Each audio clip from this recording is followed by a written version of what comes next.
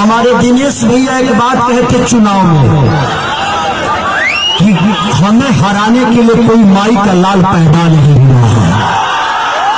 हम ब्रह्मा के लिखे हुए लकीर को भी मिटा सकते हैं। एक और नारा लगा था, जो राम को लाए हैं हम उन्हें लाएंगे। अरे यार, तुम्हारी कितनी औकात हो गई कि तुम राम को ला दोगे? ये बात त्रेता के करते हैं, बात द्वापर के करते हैं। भाई ये कलयुग है और ये बिहार है। समस्या बिहार के लोगों के लिए है। मैं इसीलिए कह रहा हूं कि जब हम यहाँ से बाहर जाते हैं तो हम बिहारी कहलाते हैं, लेकिन जैसे बिहार में आते हैं तो हम बाबू साहब हो जाते हैं, हम पंडित हो जाते हैं, हम यादव हो जाते हैं। नहीं, इस बार हम सबको बिहारी बन के वोट करना होगा ताकि हम किसी प्रदेश में ना जाए। हम अपने घर में अपने माँ के साथ रहते, अपने माँ के आशीर्वाद डेली सुबह लेके अपने पिता के छाया में रहना है हमें। तो मैं चाहता हूँ कि इस बार बिहार बदलेगा।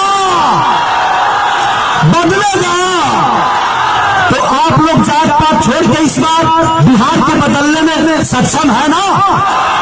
पक्का? तो कितने नंबर पे?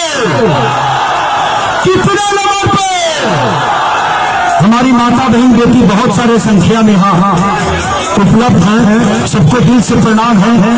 और मैं ना नेता था, ना हूँ और ना ही रहूंगा। मैं हमेशा के लिए आप सबका खेसरिया हूँ और खेसरिया ही रहूंगा। और हमारे राजेंद्र राम जी आज आप सबके बीच में खड़े हैं।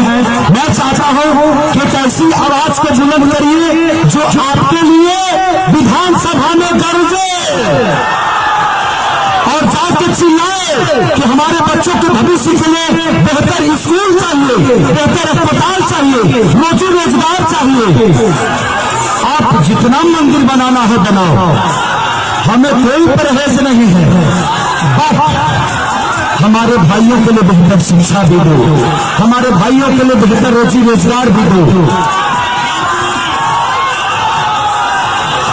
हम इतना कहते नहीं कि जब हमने के सरकार आई ना तो व्यवस्था के धार लग गई, धार।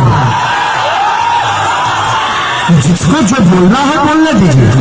ये सिर्फ ये अभी